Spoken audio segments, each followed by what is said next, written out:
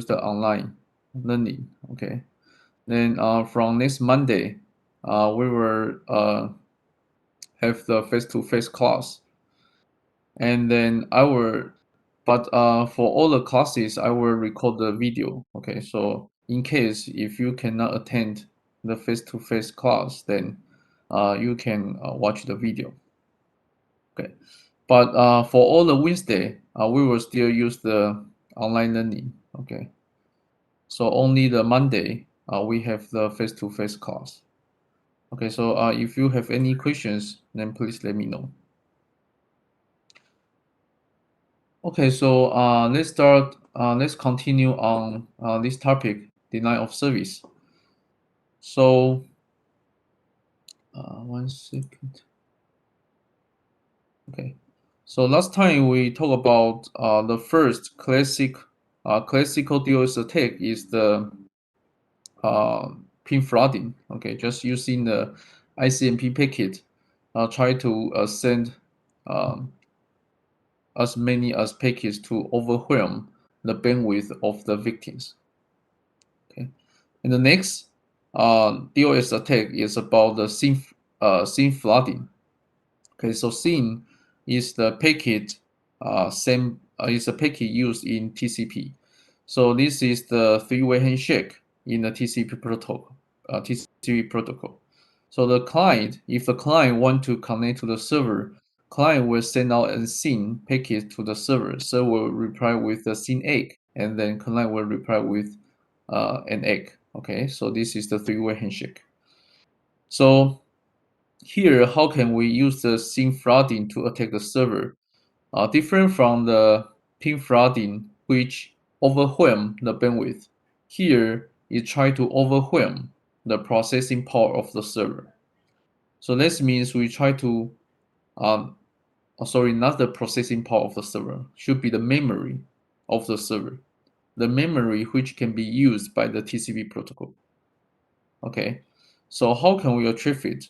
Because when the server receives one SYN packet, the server will allocate an entry in the TCP table to record the related information of this connection. Okay, for example, when the server receives this SYN, then you need to record the sequence number and also need to record the acknowledgement number. Okay, um, should be the sequence number. The sequence number will be different for different directions. So you need to record two sequence numbers for the bidirectional connections. Then once the server receives the egg here, okay, then it can connect to the entry for this connection. Then the connection can be established. Okay. So based on this understanding, then you can guess that if we can send a lot of SYN packets, then this means we can consume the memory very quickly. Okay, let the server keep allocating memory to record the sequence numbers without establishing the actual connections. Okay, so the basic idea is to overflow the table used to manage such connections. Okay.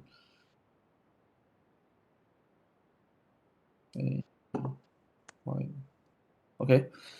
So then, still, the attacker don't want the victim to trace back to the attacker. So here we can use the spoofing. Okay, try to spoof the SYN packet so that the SYN egg, okay, the SYN egg will not reply to the client. Okay. So here we can generate a very large number of forged connection requests to a server, and then the attack impact is that legitimate users are denied access. Okay. Okay. So it is different from the basic flooding attack.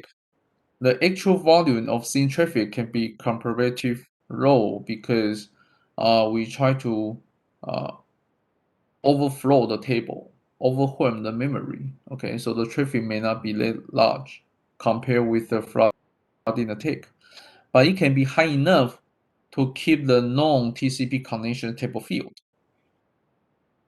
Okay, so here we may also need to think about how we can make the attack impact as large as possible. So there is a little difference when you select the IP to do the spoofing. Okay, so if you understand the TCP, for example, here this is a spoof client.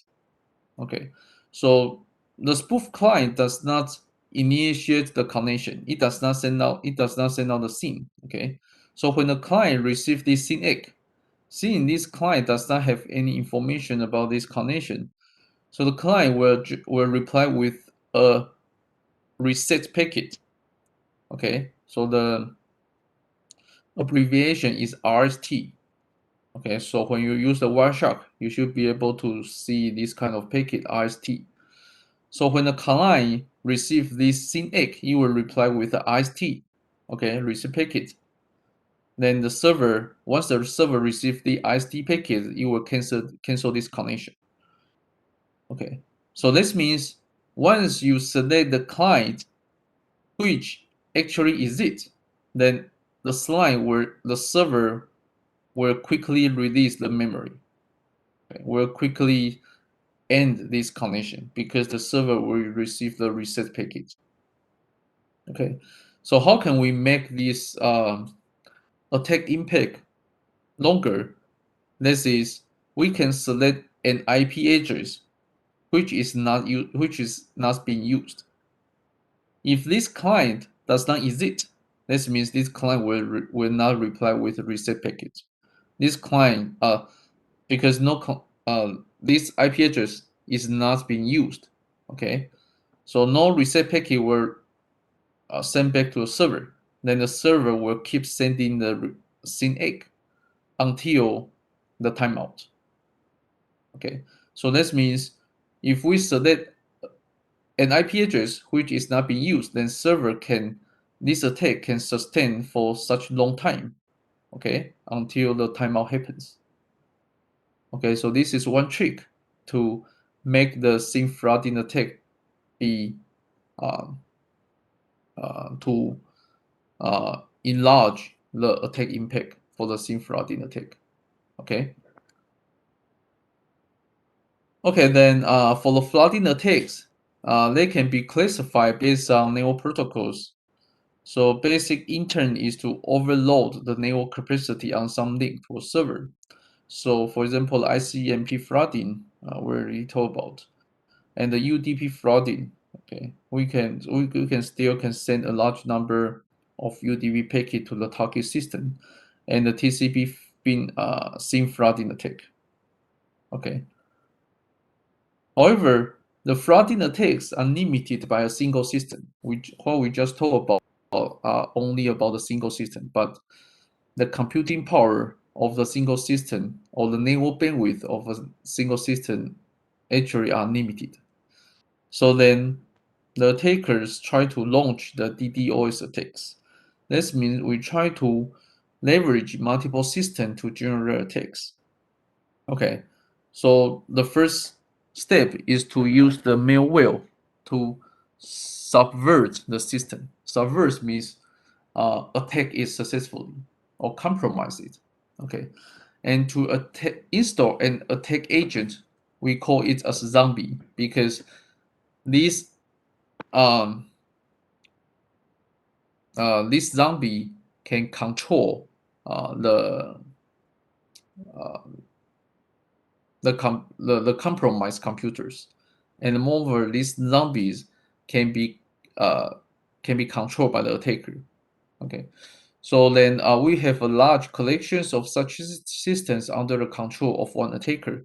Then this the overall network is called as botnet. This means all the computers in this net are bots, which can be controlled by the attacker. Okay, so basically, this figure shows the attack scenario. We have many bots here. Okay, all these bots are have been compromised, then we have one agent zombie at each bot. Okay. Then once attack happens, this this bot will generate the traffic together to this target. Okay. Then here we have the handle of zombies. So why we want to have these handles? The same thing here because the attacker don't want the victim to trace back to the attacker. So we want to set up several intermediate hosts so that the victim may be able to trace back to the handler, but handler cannot, they cannot trace back to the attacker further. Okay, so this is why it has this kind of hierarchical structure. Okay, and how to compromise the system or the computer here to let the uh, computers become bots or IoT devices become bots. Actually, we can use some. Before we already introduced, for example, Mirai is uses the default username and password to compromise the systems, or it can exploit the system vulnerabilities. Okay. Okay, for the DDoS attack, actually we already have some well-known DDoS tool, which is called Tribe Flood Network. Okay, then it is also called Mixter. Then it has original variant from 1990s. It was only exploited uh, on some solar systems, but later on it has been rewritten as TFN2K. Okay, so it could run on Unix, Solaris, and the Windows NT. Should be Unix. This is a typo. So it can be exploited to launch ICMP flooding, SIM flooding, and all kind of flooding attacks. Okay. And it also actually to implement these flooding attacks are not that difficult. The most difficult part is try to hide itself. Whether how can it prevent the victims from tracing back to the attacker. Okay. So it takes two mechanisms to hide itself. One is to exploit many compromised systems, as what we just talked about here. Okay, it can control many compromised systems to launch the attacks. So it should have a communication mechanism, okay, and some control commands to control the uh, compromised systems. And it also used the encrypted communication because some firewall um, may be able to detect the control between attackers and the compromised system. So once the communication is encrypted, actually the firewall or the intrusion detection system are not able to detect this kind of anomaly communications. Okay, and current DDoS attacks for the hiding, they will use the IRC or HTTP servers to communicate with agents instead of the handler. Okay, because if we use for example, if we use the HTTPS to do the communication between attacker and the compromised system, actually, they are just similar to um, most common HTTPS servers. Okay, so they cannot be differentiated. Then they will not be detected. And they will also use the agent's authentication. Okay, so only the agents can successfully authenticated, then controller will communicate with these agents. Okay, so these are used to protect the attackers themselves. Okay, so the best defense for this kind of attack, actually, for for us, what we can do is just to prevent our system from being compromised. So what we can do for the common uh, people is to sorry, why become black? Give me 1 second.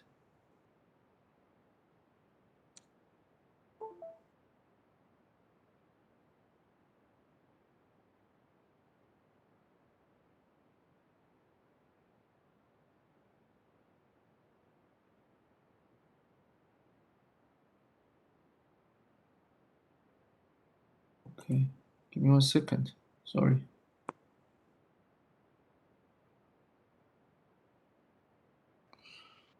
Mm,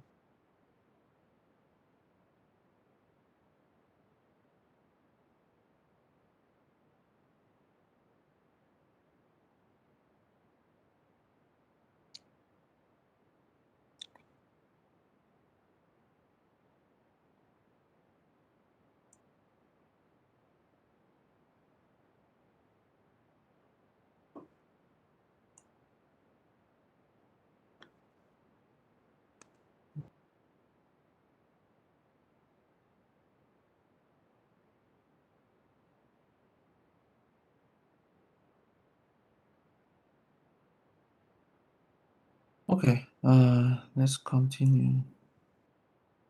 Okay, so for our own system, what we can do is try to uh, install the pages, the newest page, okay, to update the systems uh, remove the vulnerabilities which have been discovered, and moreover try to modify the default username password. Okay, so this is what we can do for the defense of this DOS attack. Okay, so next we already talked about how to overwhelm the bandwidth, and moreover how to attack the protocol. Then next we talk about uh, how to launch the application-based bandwidth attacks. Okay, so we can forge the target to execute resource-consuming operations. So the major idea is we try to make the application as busy as possible so that the application server are not able to serve more normal requests. Okay, so this is the basic idea. So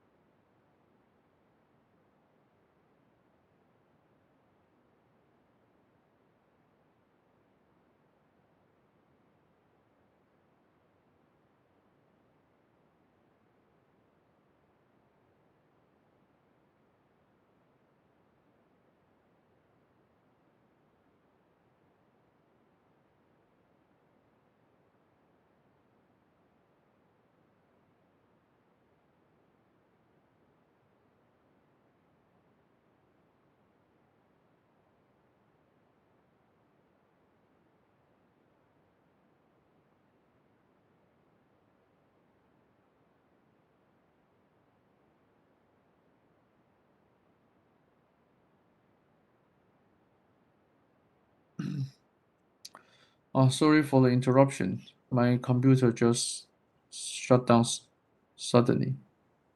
Give me 1 second. Mm.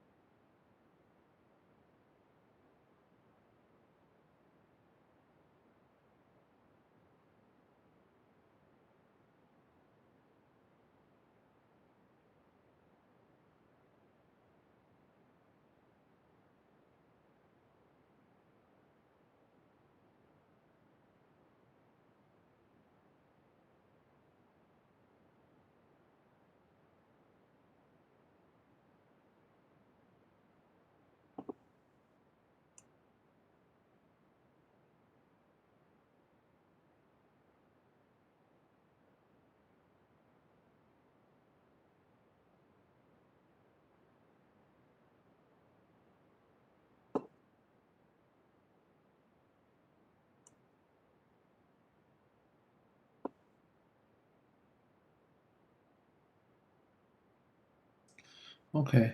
Uh, uh, okay, so let's continue.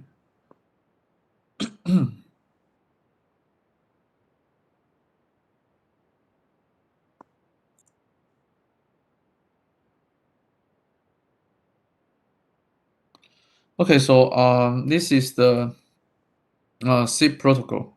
So basically used for the VoIP application. Then this is a text-based protocol with a syntax similar to HTTP. So basically, it is in the form of request and the response. Okay. So if we want to make a call, then the caller need to send out an invite message. Then Bob will reply with ring and OK. Okay. OK means the Bob uh, has answered the call. So basically, this handshake, invite, and the ring are used to exchange uh, the the capabilities of this coder and the coding. For example, what kind of voice codec is going to be used, or if there is any security mechanism, what are they are going to be used. Okay, and then we will also introduce the HTTP based attacks, HTTP flooding, and the stories. So basically, in the following, we are going to introduce these two application-based attacks. Okay. So for the SIP invite, so we can just send out the SIP invite, the flooding of the SIP invite, because a single invite will trigger many actions done by the server. For example, here, if we send an invite message to the proxy server, the server need to um, query the DNS server. Okay, for example, we are going to uh, these edits are going to call Bob. Okay, so this is the domain name of the Bob. Then this server need to query the DNS server. Okay, so after get the answer from uh, the DNS server, you will send an invite to the proxy server. Then this proxy server will forward this um, invite message to the Bob. Okay, so here, if we send out an invite, basically, the server need to uh, do the DNS query, then send out then forward the invite to another server. Okay, so basically, we can send a large number of the invite message. Then for each invite, you need to do these three actions. Then we can um, the server if the server need to handle a large number of invites, then the server will be busy.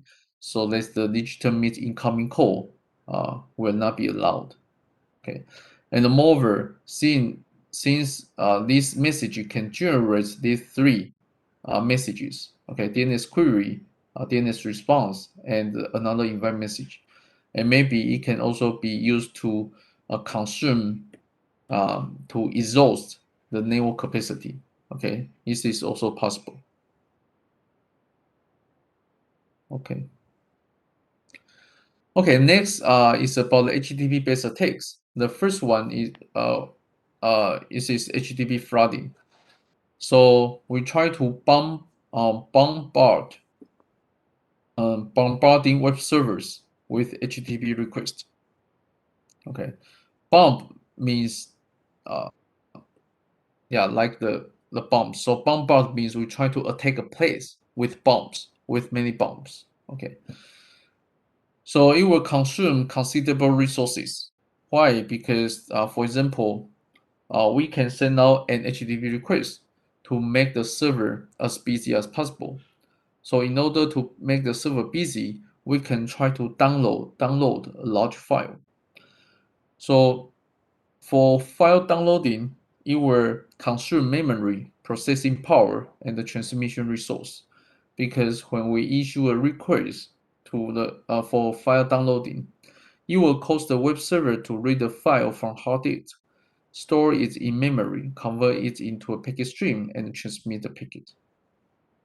Okay, so then it can make the server as busy as possible.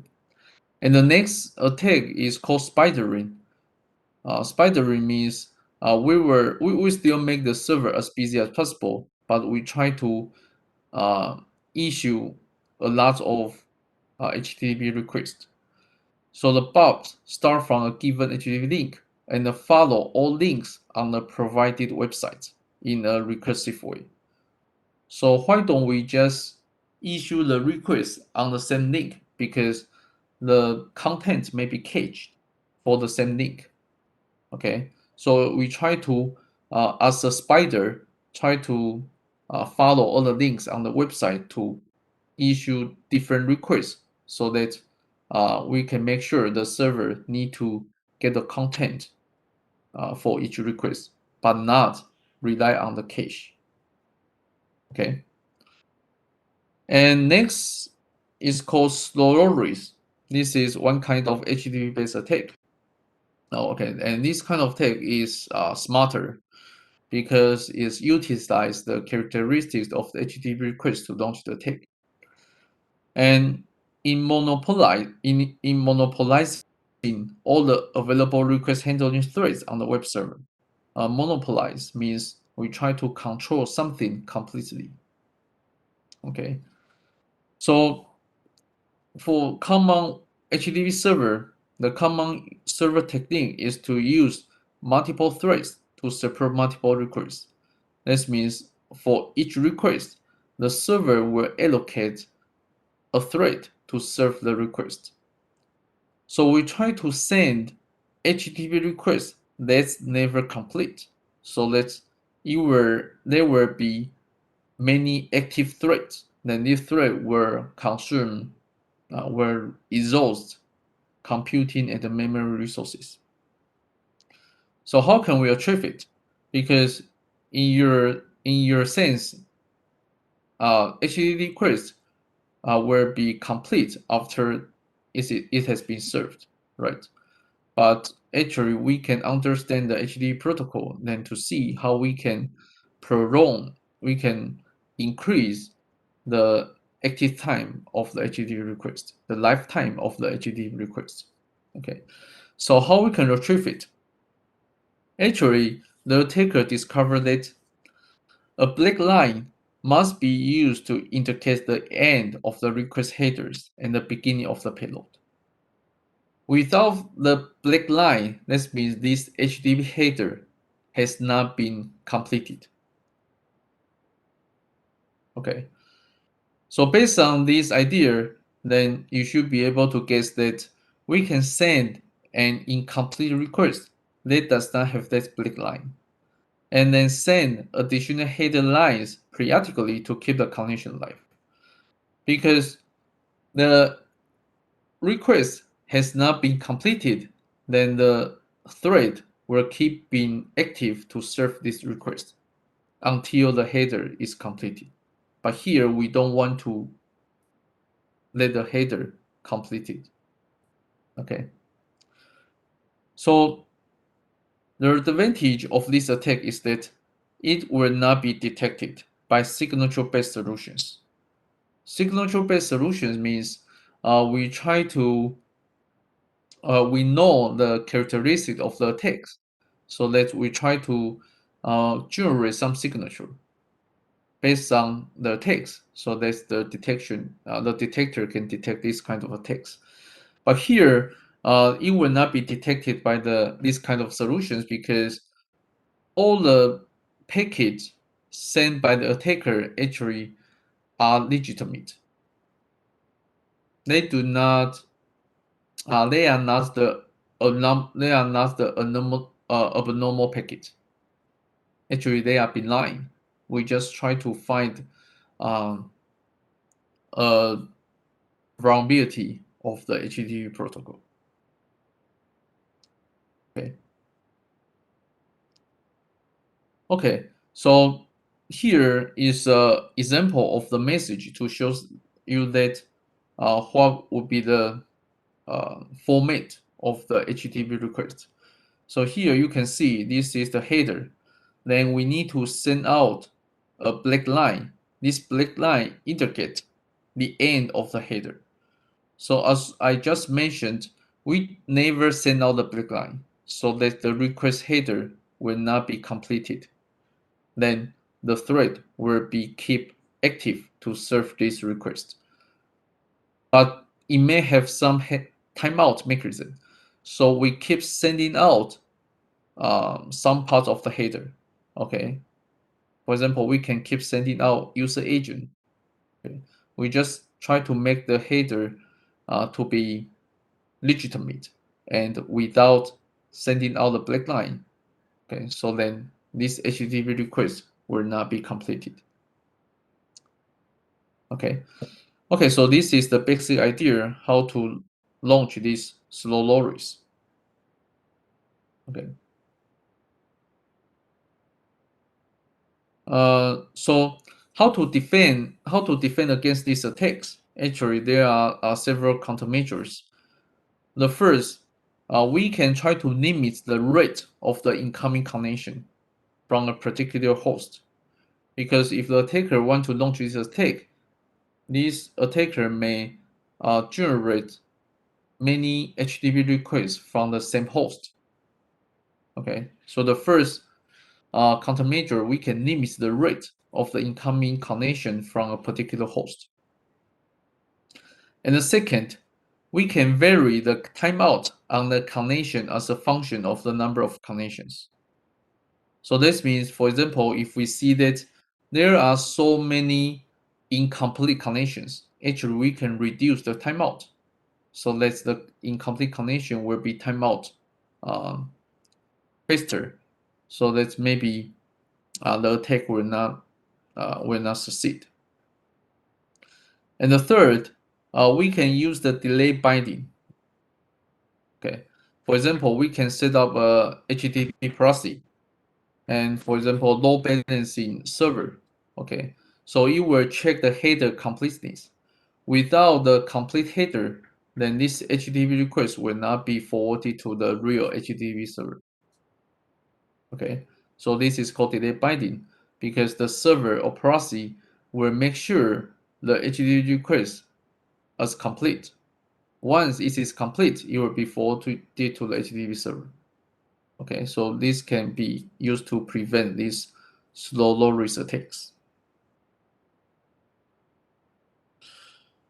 Okay, then let's talk about reflector and the amplifier attacks. Okay, so this is also what we are going to do. What you are doing in Project One. So normal server systems are used as intermediaries for attacks. Easier to deploy, their handling of the packet is entirely conventional. And moreover, it is harder to trace back to the actual attacker because we use the intermediate system to launch your attacks. And moreover, these intermediate hosts are normal server systems. Okay, so it's similar to the DNS servers we want to leverage in the project one. Then we will talk about the reflection attacks and the amplification attacks.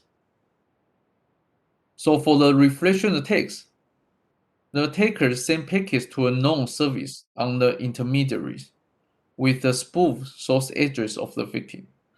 So the intermediary server will send response to the victim.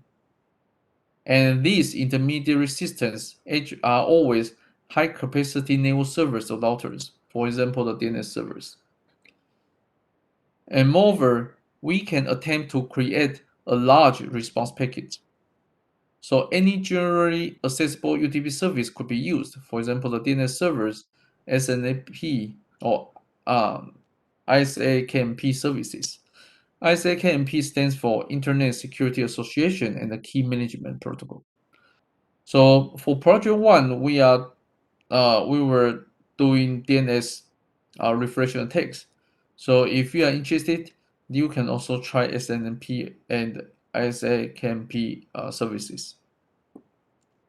Okay, and we can also use the TCP services to launch the deflection attacks. We just need to spoof the source IP. Okay, as we talked about before, we can spoof the source IP address of the scene. Then this scene egg will send back to the spoofed client.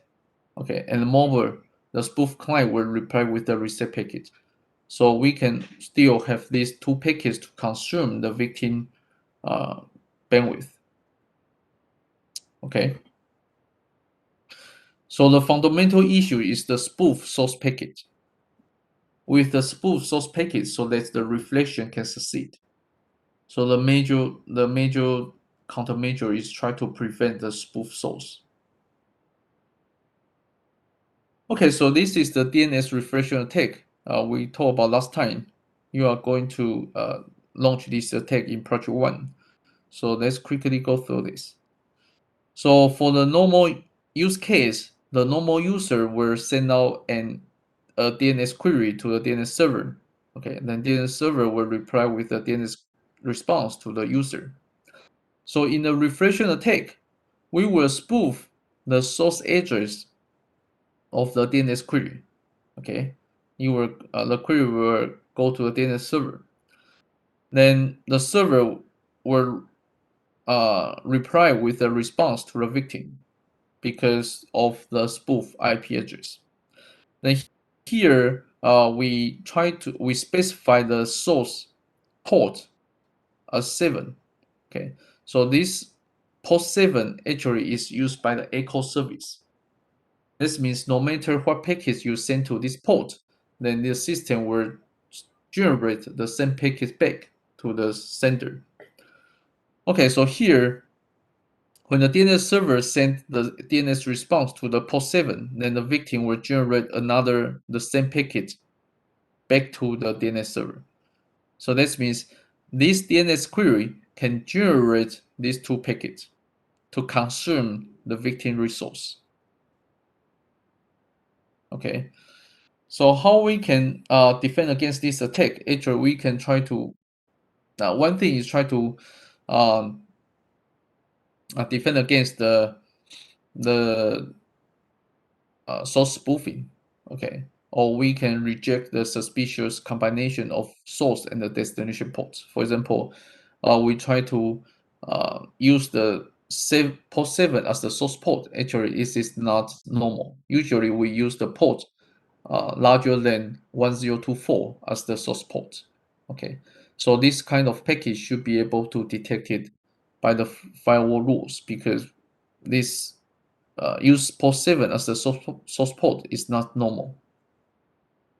Okay, and the next for the firewall to defend to protect the victim, actually we can use the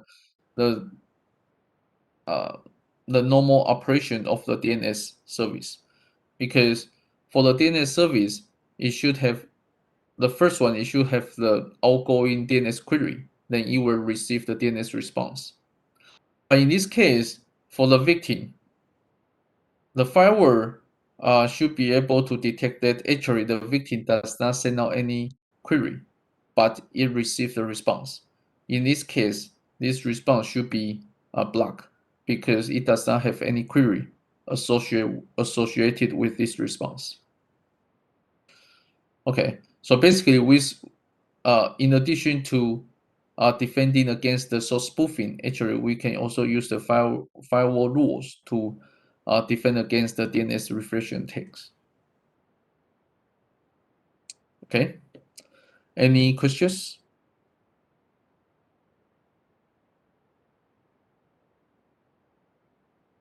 I-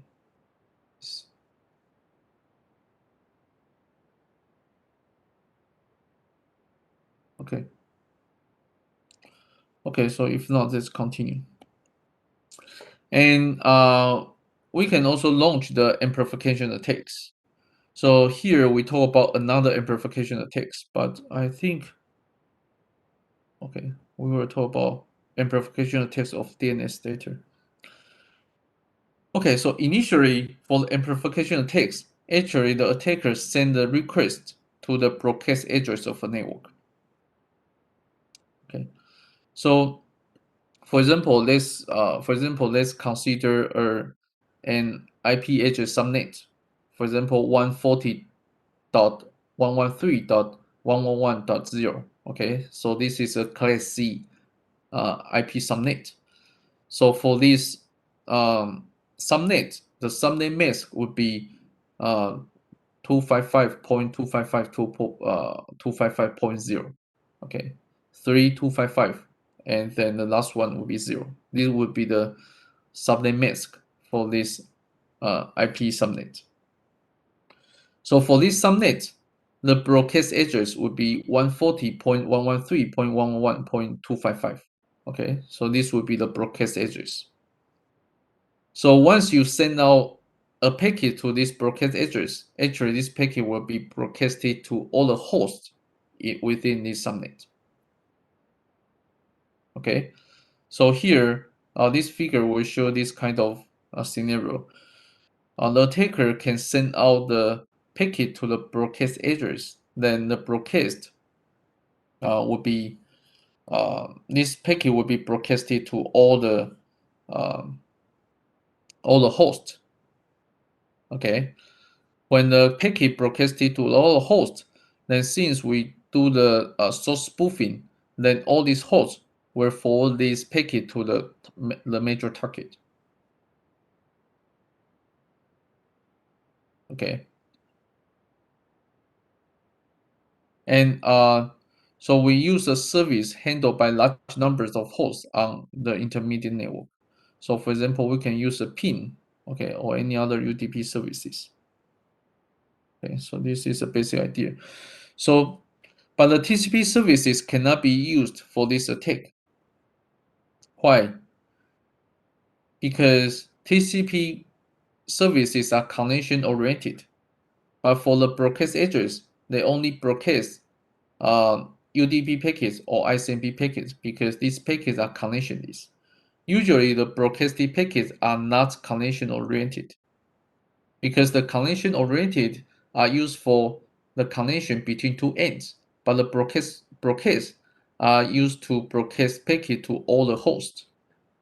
So only the UDP packet and ICMP packet are sent to the broadcast address. This packet will be broadcasted to all the hosts.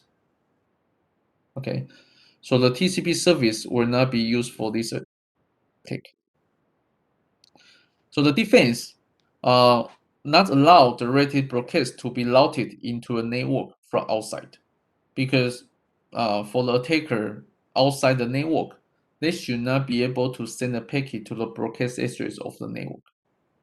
So we can set up a rule and a firewall to prevent this from happening. Outsiders should not be able to send a packet to the broadcast address. But it may, but attack may also happen inside the network. But in this case, we are not able to prevent the insider attack. Okay. So other defenses, we can block the spoof source address. Okay. So for the reflection and the amplification attacks, the major issue is the the source spoofing. Okay. And we can also limit network services from being accessed from outside. Okay, we are not allow outsider to ping the inside host. Okay, so we can limit the network services to prevent this attack. Okay, next is the DNS replication attacks, which are the attack you were uh, you are doing in project one. So we use the DNS server as the intermediate host to launch this attack. So amplification means we try to convert a small request to a much larger response.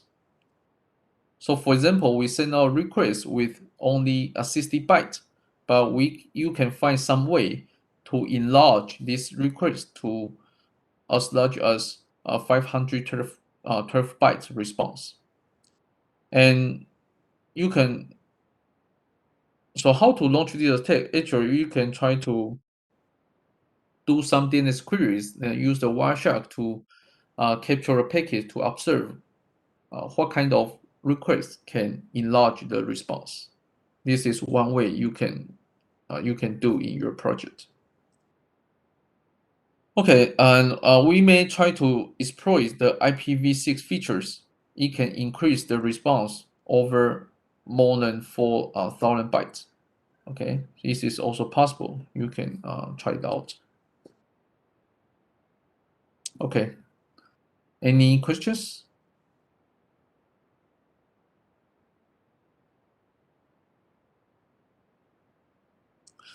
Okay, then let's talk about the DNS attack defenses. Seems I do not open the chat room. Give me a second.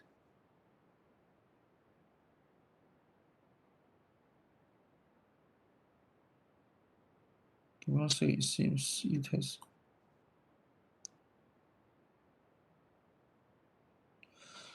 One question is about is it possible that the firewall block our attack when we work on project one?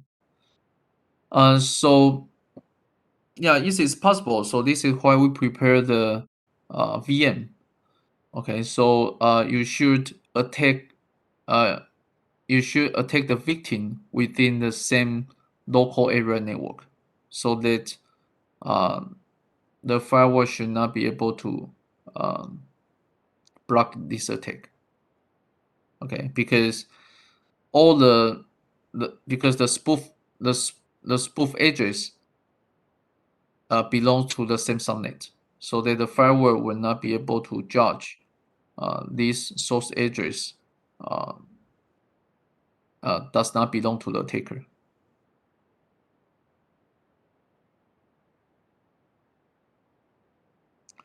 I thought that the IP address is decided by user.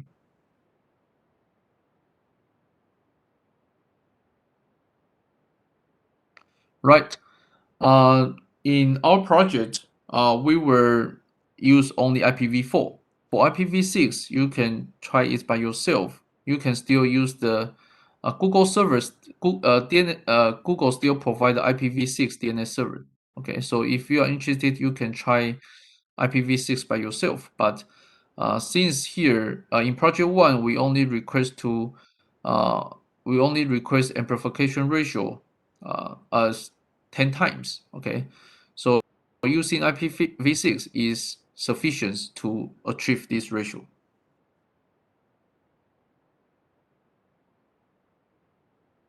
Okay, any more questions?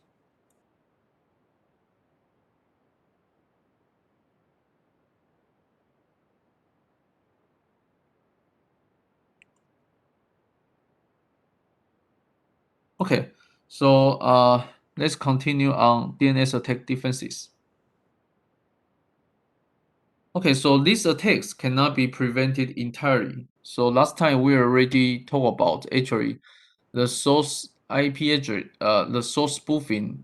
It is very difficult to defend against the source spoofing, and moreover, different ISP have different policies. They may not try to uh, eliminate source IP spoofing due to the performance of their routers and the networks. Okay, and here, so the another difficult thing is that high traffic volumes may be legitimate because some the activity on a very popular website actually it has the high traffic volumes, and moreover, some phenomena may appear. They describe as the slash darted or flash cloud.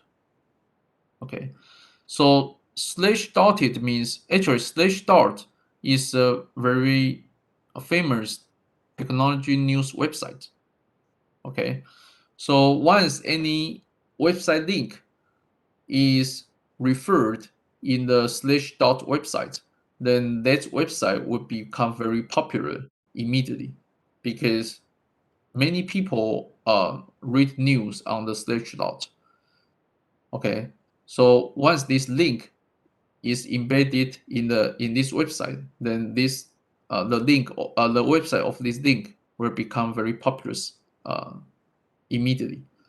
Then this means this website would expect there will be a large number of the traffic volumes coming to the web server. Okay, so for these certain traffic volumes, actually they are legitimate because the website becomes much more popular. Then actually we should not um, the detector should not consider this high traffic volume as abnormal because all of them are legitimate. So this is also one phenomena that uh, to show that it is difficult to defend against this attack based on the volume of the request, the traffic request. Okay, so this phenomena is described as is called as slash dotted. Okay, this is used to describe this kind of uh, situation. Okay, so usual response. Um, how we can defend against the DOS attack? This one common response is try to provide excess network bandwidth. Okay, or we can provide many distributed servers. So that once the request suddenly go high, then actually we can have more resources to serve them. But the issue is that there will be a high implementation cost because we need to have excess resource to be prepared. Okay, but actually in normal case, these resources are not used. Okay, so the implementation cost is high. So if we want to prevent this attack, actually we have four lines of defense. Okay, so first we can have we will use the attack prevention and the preemption before the attack. So how we can prevent attacks? So we can just try to, for example, if we want to prevent the SIM flooding or TCP SIM flooding or SIP flooding or HTTP flooding, we need to prevent this attack based on why why they happen. For example, we can deploy the HTTP proxy to defend against the slow loaders. Okay, and we can also deploy a SIP anomaly detector to detect the SIP flooding. Okay, so we need to defend different kind of attacks based on different methods, based on why they happen. Because the source spoofing it is difficult to prevent the source spoofing, so we can only defend this attack based on the characteristics of these attacks. And next, one is before the attack, we will do the prevention. Then during the attack, we will do the detection. So once the attack is detected, we need to we will try to trace back to the attacker. Okay, and we will identify the attacker. So once we can trace back to the attacker or identify the attacker, maybe we can try to block the traffic from the attacker through the ISP. Okay, and we will do the attack reaction. After the attack, how we can recover our system, how we can make the system more robust. Okay, so this is about the attack reaction. Okay, so for the DNS attack prevention, for the flooding attacks, actually we can block the spoof source address. So on router as close as to source as possible. Okay, so we already talked about this based on the figure in the previous slides. And the filters may be used to ensure path back to the claimed source address. Filters must be applied to traffic before it leaves the ISP networks. So this is what we talk about. We need to deploy the filters at the border of the networks. Once the spoof packets leave the network, actually it is difficult to trace back. Even if routers have the information of the path packets, but it's still difficult uh, to trace back through the router because the overhead, the cost is too high, and moreover, ISP will not do this thing for you. Okay, and we may be able to impose limits on the rate of some specific types of packets. So usually, when we see one type of packet, uh, uh, there is a large number of one type of packet generated from a particular host. Actually, this kind of traffic pattern usually is abnormal. Okay, so we can impose the limit on the rate of this kind of packet. For example, we do not allow a large number of SYN packet generated from one particular website, one particular host. Okay, then we can also solve the uh, address the attack based on the characteristic um, of the attack. Okay, so here is about the SYN spoofing attacks. So we can modify the TCP connection. Okay, so here, how can we achieve it? You can see that the root cause of this attack is that the server allocates a resource um, when receiving the first SYN. Okay, so if we can prevent this from happening, then this attack can be prevented. So this is the server should not allocate resource before the handshake complete. Okay, but if we do not allocate resource to record the sequence number, how can we achieve it? Okay, so this solution has been proposed. Actually, we can use the cookie to achieve it. We generate a cookie which including sequence numbers, then put this cookie into this SYN egg. Then the last egg will include this cookie.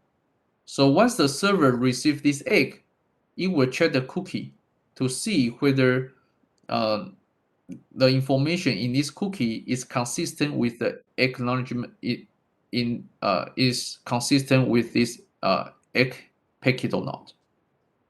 Okay, if they are consistent, this means the sender of this SYN packet is the same as the sender of this egg. Then the server will allow this connection to be established. Okay, so we need to prevent this cookie from being modified.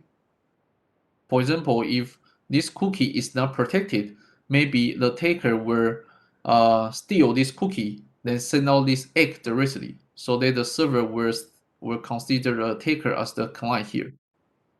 Okay, so how can we protect this cookie? Still, we use a cryptographic technology. Okay, we try to encode critical information in the cookie that is sent as the server's initial sequence number.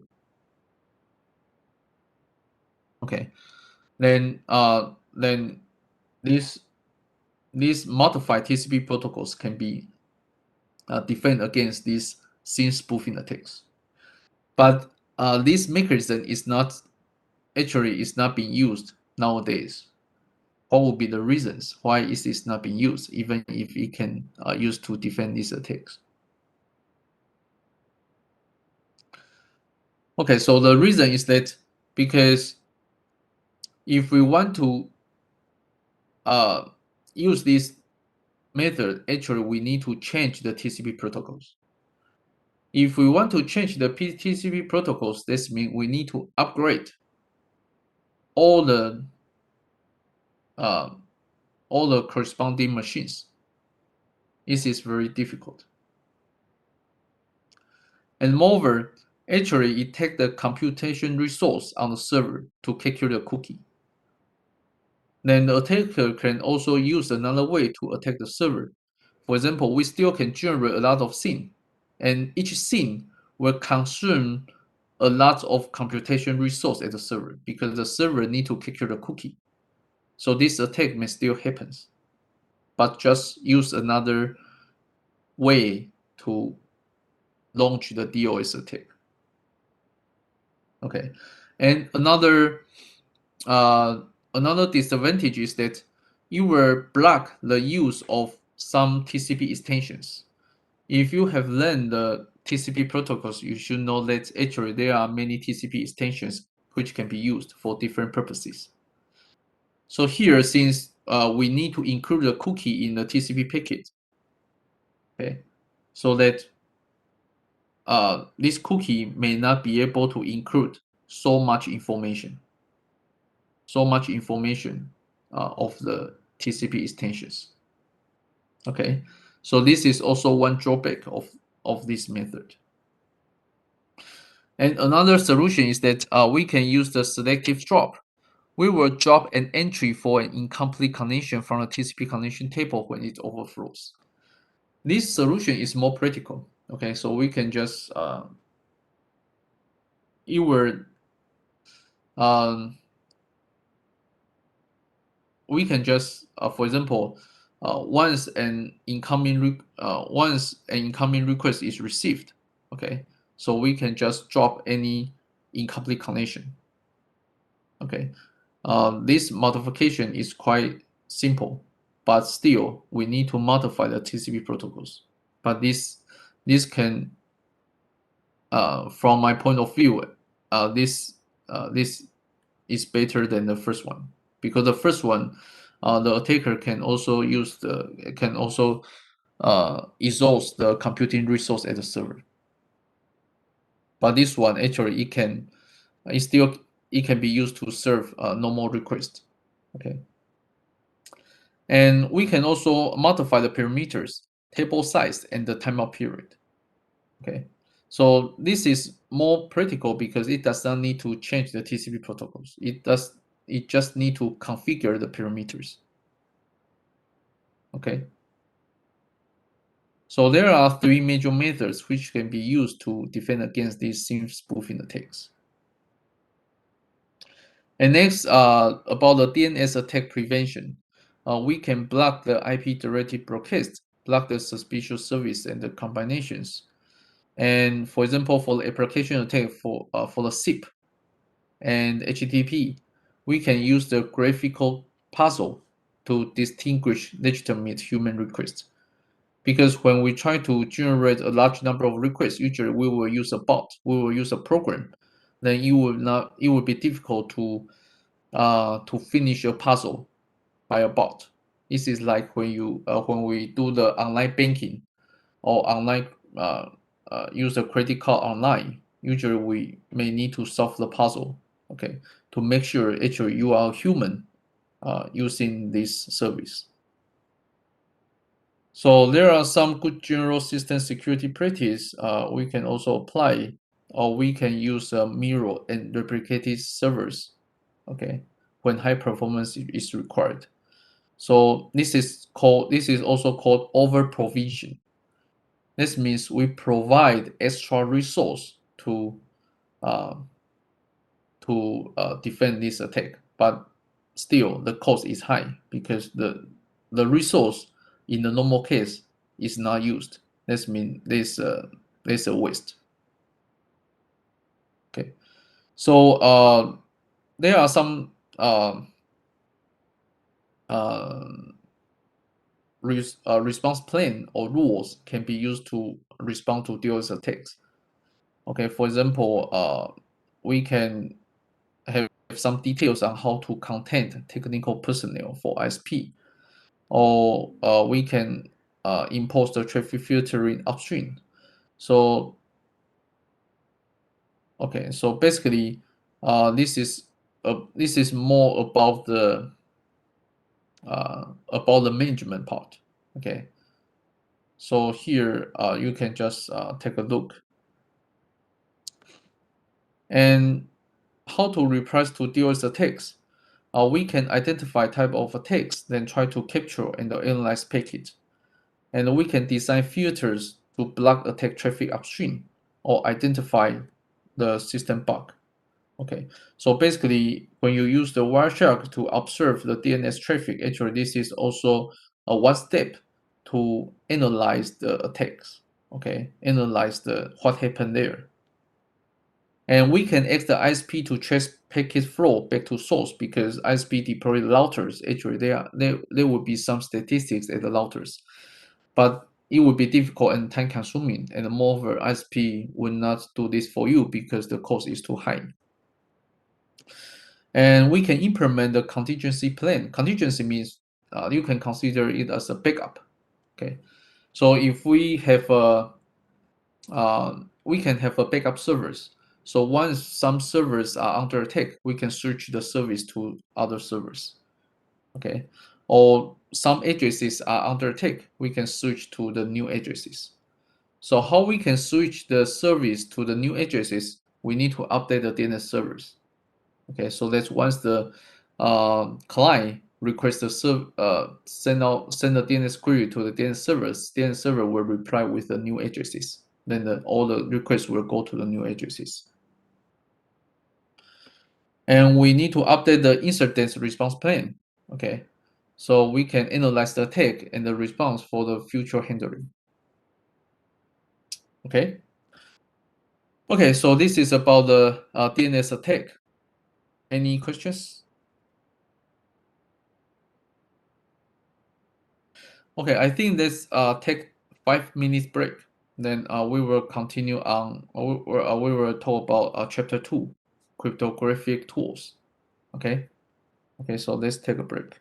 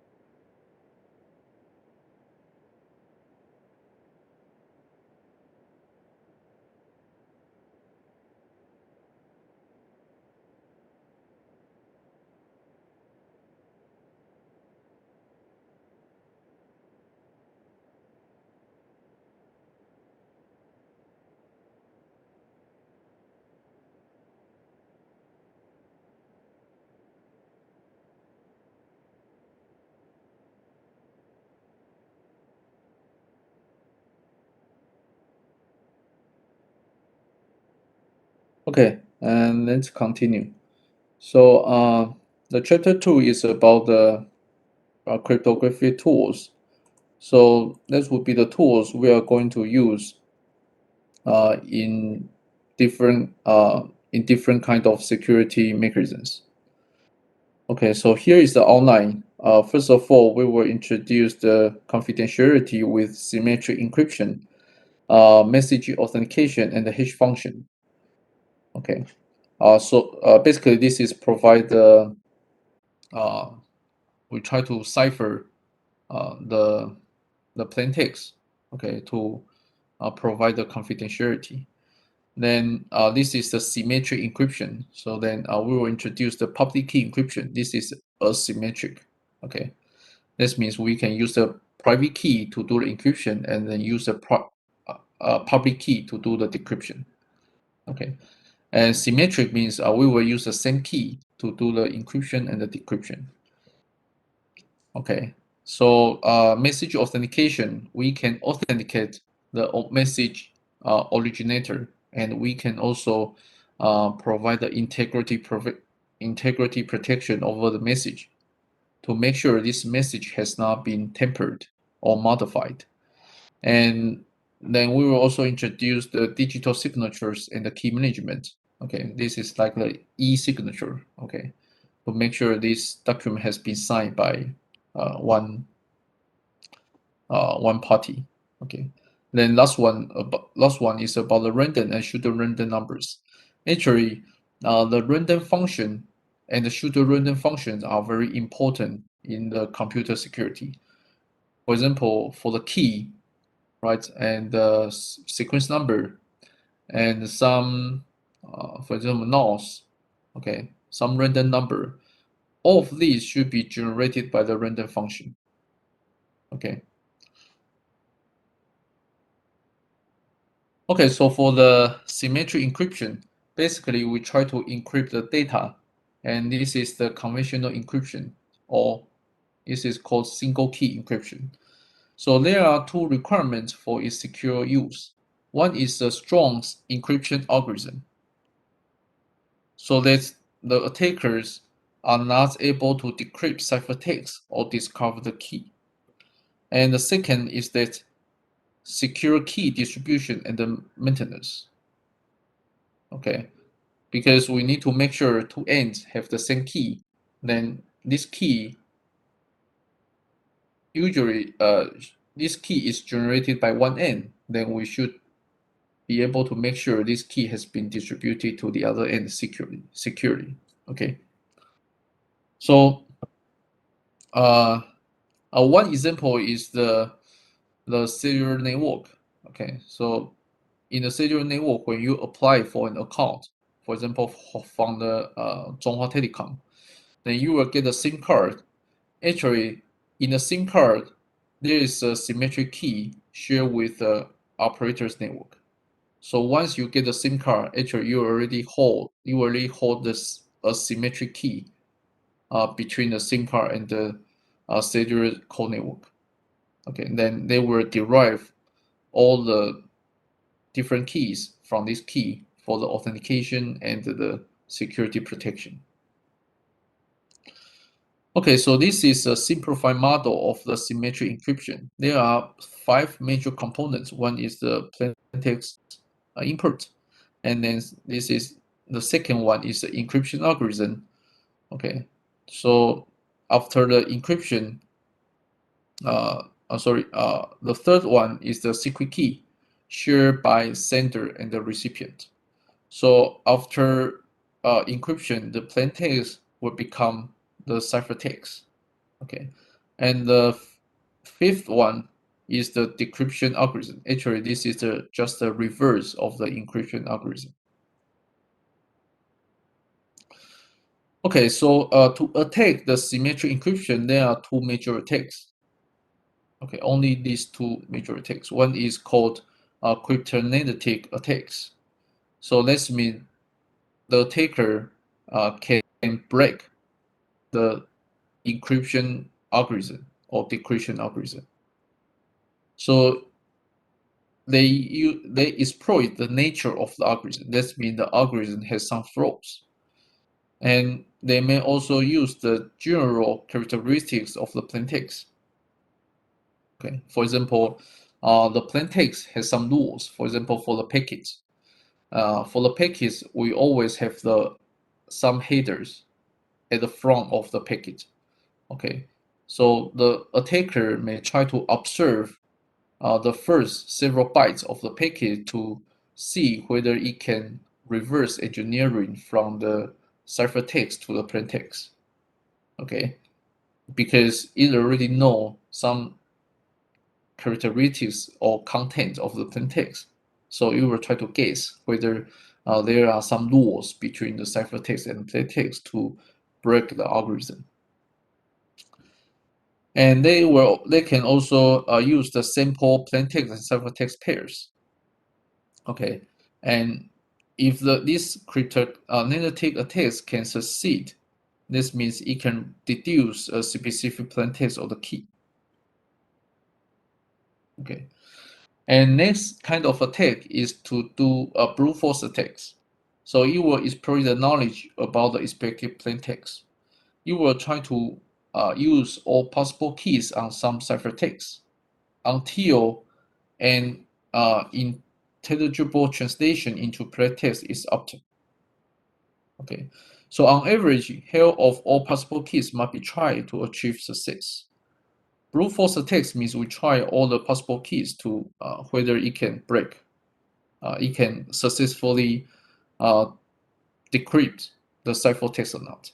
So here, actually, uh, the knowledge should be provided about the plaintext because the attacker need to judge whether the decrypted uh, ciphertext are really plaintext or not.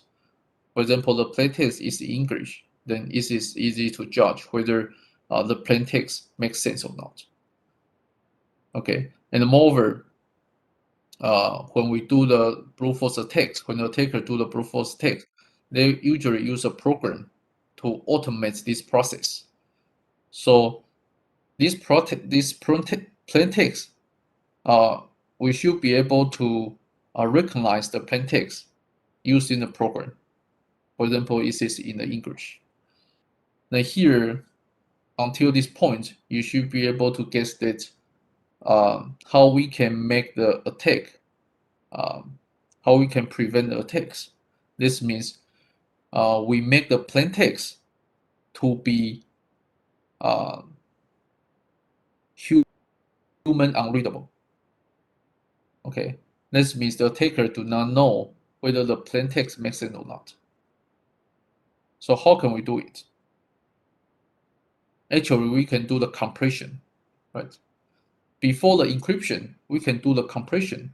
Then actually this plaintext may, even if the the ciphertext is decrypted successfully, actually the attackers cannot judge whether the plaintext makes sense or not because the plaintext is in compression. Okay, so before the encryption, we can do the compression to make the attack more difficult.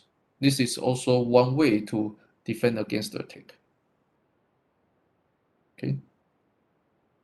And when we talk about the symmetric encryption, actually a DS data encryption standard is the first tool, the formal tool proposed to for the symmetric encryption.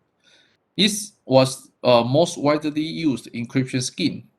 Okay, this is also called data encryption algorithm, DEA, and its initial version uses 64-bit plaintext blocks and a 56-bit key.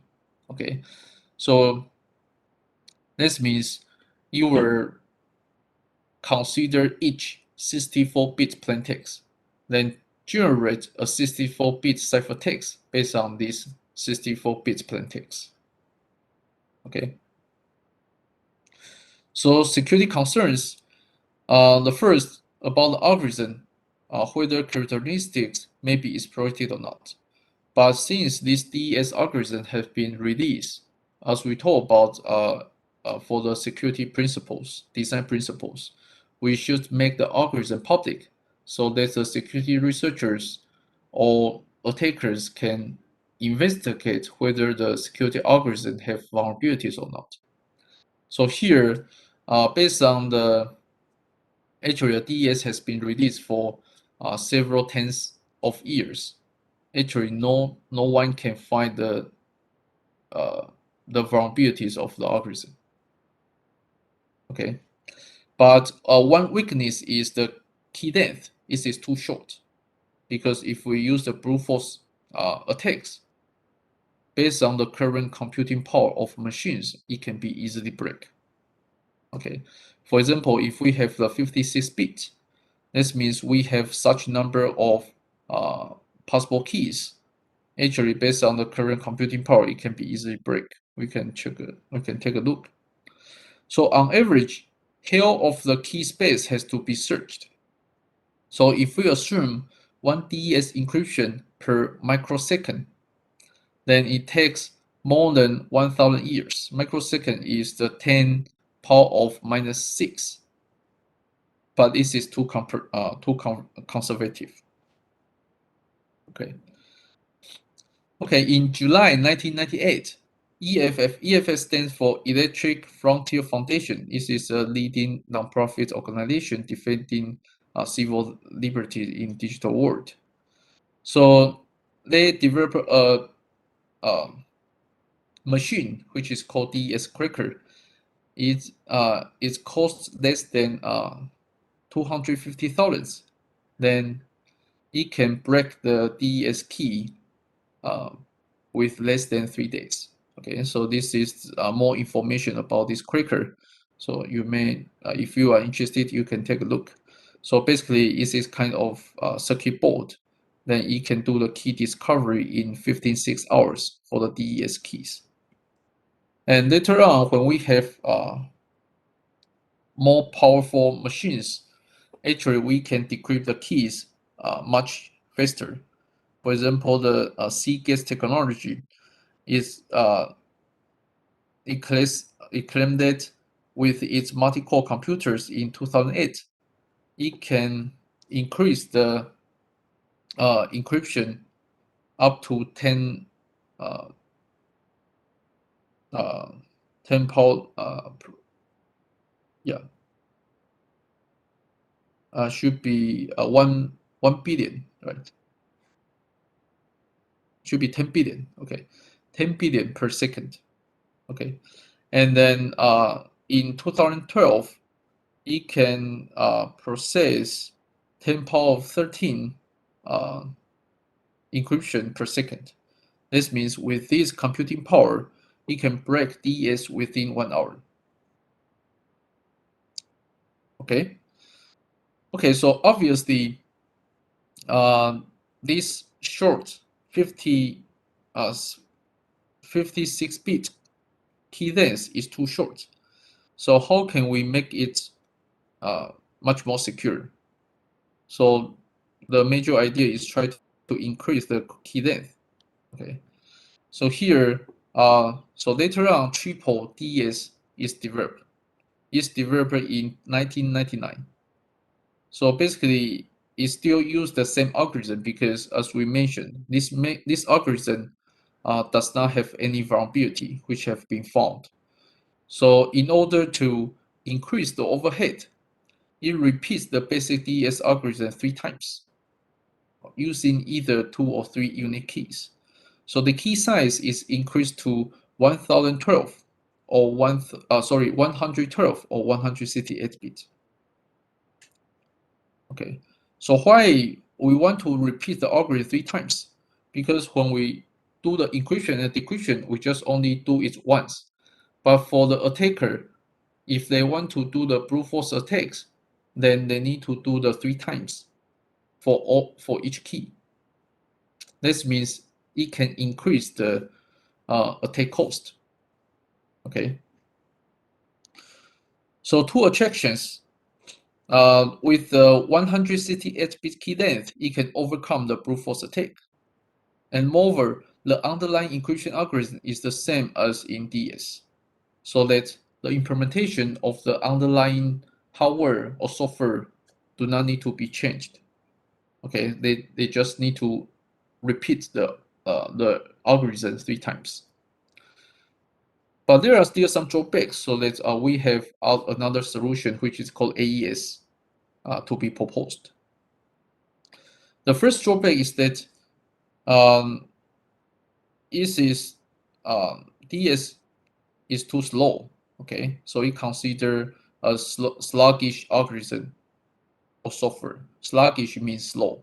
Okay, it has not efficient software code and 3 times as DS, because DS was developed in 1970, okay, 1977. So it was developed based on the architecture, the CPU architecture by this time. Okay, so based on the machine and CPU architecture and the software. Okay, but nowadays actually the CPU architectures and the software development are completely changed. So this DS is not efficient.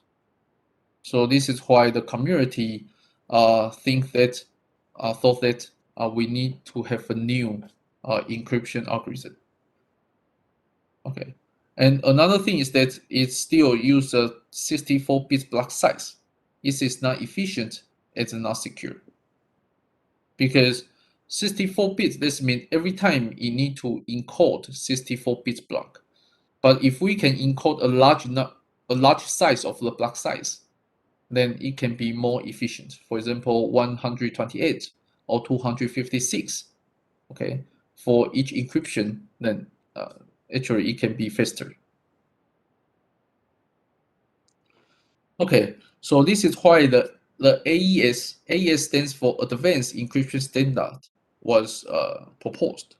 It has been now widely available in commercial products. For example, for the Wi-Fi, we use the AES to do the encryption. So it is used to replace 3DS. 3DS was not reasonable for long-term use because based on the design, it is very obvious. It is just proposed to for short-term use because it tried to repeat the DS 3 times. It is not a good design. Okay. So NIST called for proposals for new AES in 1997. Okay.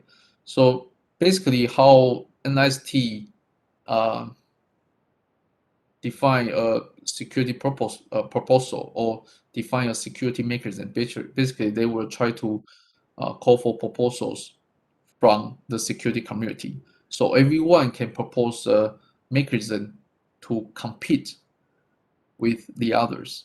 Okay. So if the security mechanism is chosen was chosen, then this security mechanism will be named as AES. Okay. So by that time, in the first round, 15 proposals were accepted, and in the second round, 5 proposals were selected.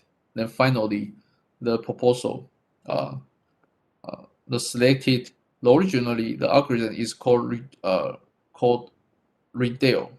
Okay. Then this Redale algorithm was named as the AES because it has been chosen for this competition winner. Okay. So this algorithm was selected in November 2001. Then it was published as FIPS 197 as the standardized algorithm. So the security strength is equal to or better than 3DS, and it has a significant improved efficiency, and it also a symmetric block cipher. Okay, so we will talk about the block cipher later.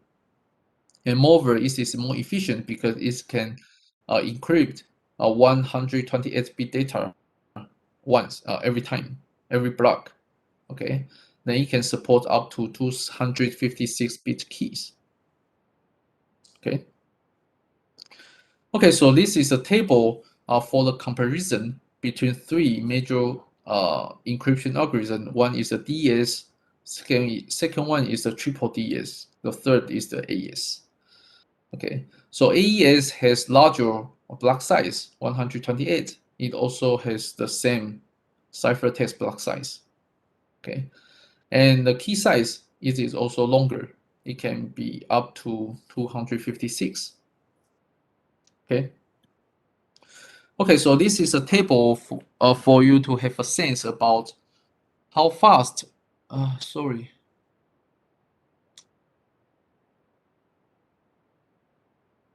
Seems.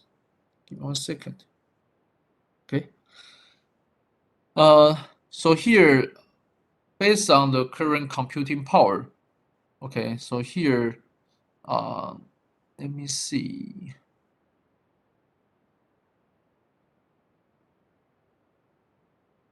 Okay, so based on the current actually this table is was produced in 2016 or 15, I guess. So by that time, the computing power is about uh, uh, 10 power of 13 decryption operation per second. Okay, with this computing power to break the DS, just need to take 1 hour. Okay, but if we want to break the AES with 256 bits, you need to take more than 10 power of 56 years. Okay, so nowadays we can see that actually it is very secure, but um, later on in the future, actually it is not. Uh, we do not know. Maybe it will become not secure. For example, in the future we have a quantum computing, then it may this computing power is more powerful. Maybe in the future it can be break. Then we have another new security mechanism. Okay. Okay. Um, there are some practical security issues. How to apply the symmetric encryption to a unit of data larger than a single 64-bit or 168-bit block. For sure, for the email messages or network packets database records, most of them are larger than 64 bits.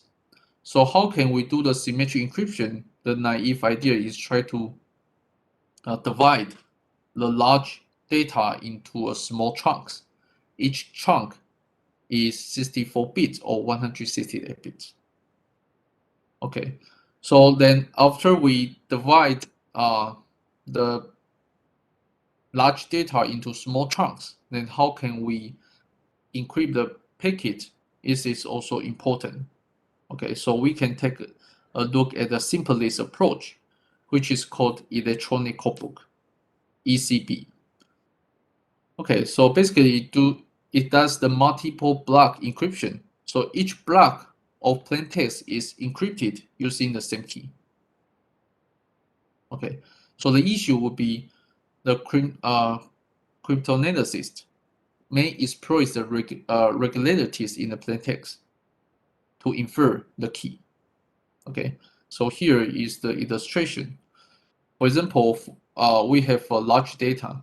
Okay, so the large data is decomposed or divided into many small chunks. Each small chunk is 64 bits. Okay, so here is the plain text, the small chunks.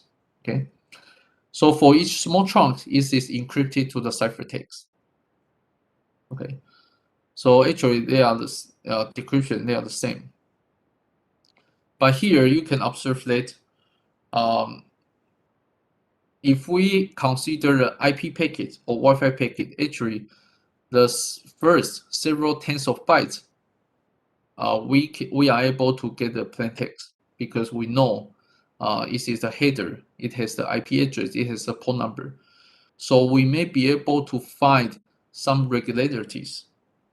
Okay, for example, the IP, if the IP is 140.113.1.1, then we can know its ciphertext based on the regularities.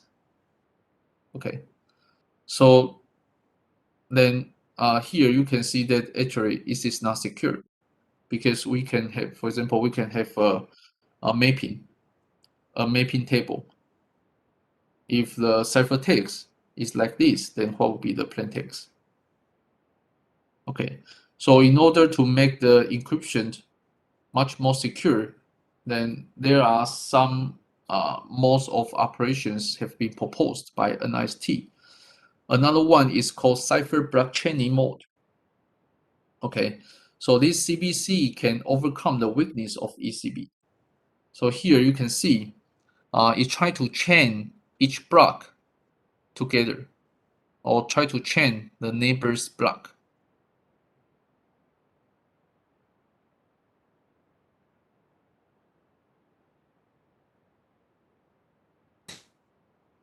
It will try to chain the neighbor blocks together. Actually, different ciphertext will be generated. Okay, because here you can see for the second second block, then the input would come from the ciphertext of the first block. Okay, so it depends on the first block. Okay, then the next block also depends on the previous block. Okay, so that the mapping between plaintext and ciphertext would not be feasible. Okay. Okay, so let's talk about another method, which is called stream cipher. We already talked about block cipher. We try to decompose large data segment into multiple segments or multiple blocks. So another cipher method is called stream cipher, because in uh, in some scenarios the block cipher may not be applied. For example, if we have a streaming packet, if we have a streaming videos, okay, if we want to encrypt this kind of content, actually we do not know the complete whole packet, but actually encrypt we can encrypt the packet based on a small unit, for example, byte. Okay, one bit, one byte, or larger or several bytes. Okay, so we can encrypt the content while more content are generated. Okay, so here you can see we have a byte stream. Then when the byte stream, we will encrypt the byte stream based on the pseudo random byte generator. Okay, so these pseudo random code are generated based on a key. Okay, then here we will just do the exclusive OR if we consider unit as a byte. Okay, so we will have a byte does exclusive OR with one byte from this pseudo random code. Okay, then it will become the ciphertext. Then do the decryption, because they will use the same key, so we will expect that pseudo random code, the generated pseudo random code will be the same at these two ends.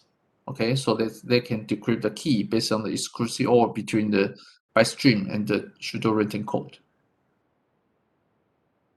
Okay. Okay, so here is the comparison between the block cipher and the stream cipher. For the block cipher, we will process one block at a time, and each input block would generate an output block. Okay, so the advantage of this block cipher is that the key can be reused. Okay, then this is very common. For example, for the ECB or CVC, then we can just use the same key to do the cipher. And application like file transfer, all the kind email in the database, and so on. And for the stream cipher, it's process input elements continually. It is like the content still being generated. Okay, so we need to cipher the content in the stream. So one element at a time, typically one byte, one bit, or larger units are also allowed. So the advantage is that it will be faster because we just use the exclusive OR. Okay, and the code is far less.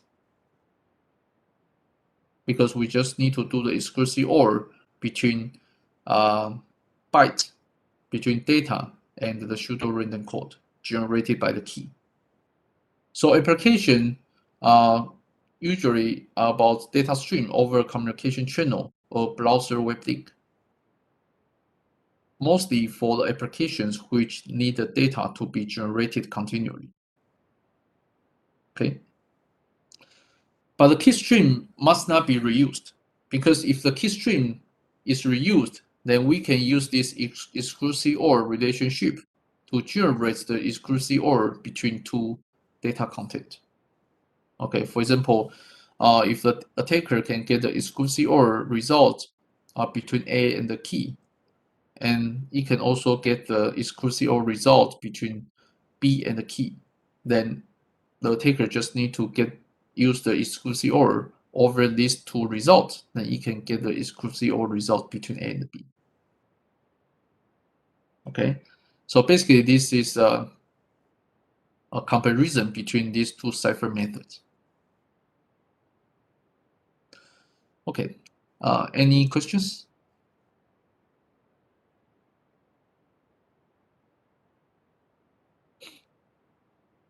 Okay, so if not, let's continue to talk about message authentication and the hash functions. So message authentication, when we talk about first chapter, we already talk about the communicating parties can verify that the received message are authentic. These messages should not be modified or tampered. Okay, so we want to be against falsification of data and the transactions. So there are two major aspects to verify. One is the message content. The content should not be modified or altered. And moreover, the message source should be authentic. They should not be spoofed. And another aspect is also important. Message timeliness sequence, not artificially display or replay.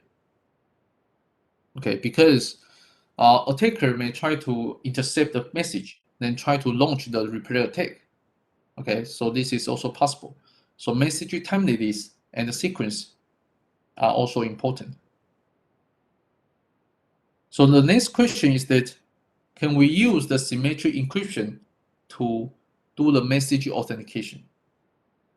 Okay, so let's check all the requirements we want to achieve.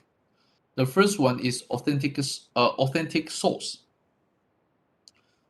So can the symmetric encryption can achieve the authentic source or not?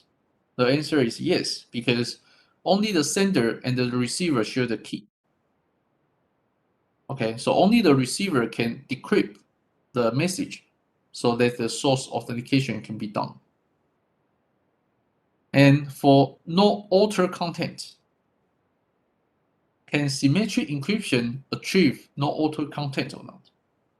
If we can add an error detection code into the whole message at the end of the message, so once the receiver decrypt the message, then it can use this error detection code to verify the content. Okay, so it can also be achieved. And next is the proper message timeliness. Then we can just add a sequence number or timestamp to prevent the delay or replay messages. Okay, so based on this analysis, you can see that it seems we can use the symmetric encryption to achieve these three requirements in the message authentication. So it seems proper, but it is not a suitable tool for data authentication. What would be the reason why the symmetric encryption is not proper for the message authentication?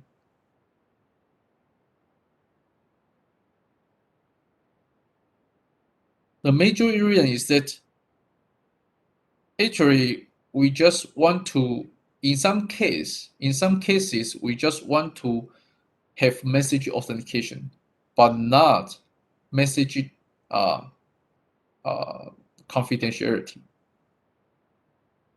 So you can think about, let's take an example.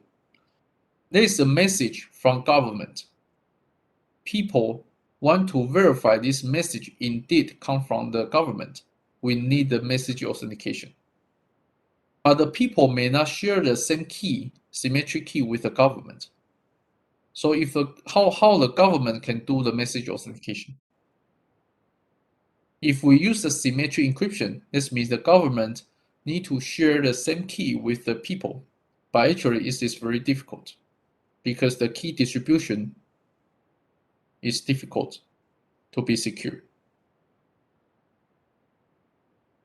Okay, and moreover, this message does not need to be ciphered because this message can be made public because this is the message from the government to the people, so it does not need to be encrypted. Okay, so in this case, you can see that actually the symmetric encryption does not work well for the message authentication. The ciphering is not necessary. We just want to make sure this message comes from the government. Okay, and then this message has not been tampered. Okay. Okay. So this is why we need to have a message authentication code. We will generate a message authentication code without encrypt the messages. Or we can also use the one-way hash function to generate a hash code without encrypt the messages. Okay. Okay. So I think let's stop here. Any questions so far? Okay, so if not, I think that's it for today. So one thing to remind you is that we will start from next week. On Monday, we will have a face-to-face class. Okay, but for all the Wednesday, we will still have the online class. But for all the classes, I will try to record. I will try to record the videos. So in case you cannot attend the class, you can watch videos. Okay, so I think that's it for today. Thank you.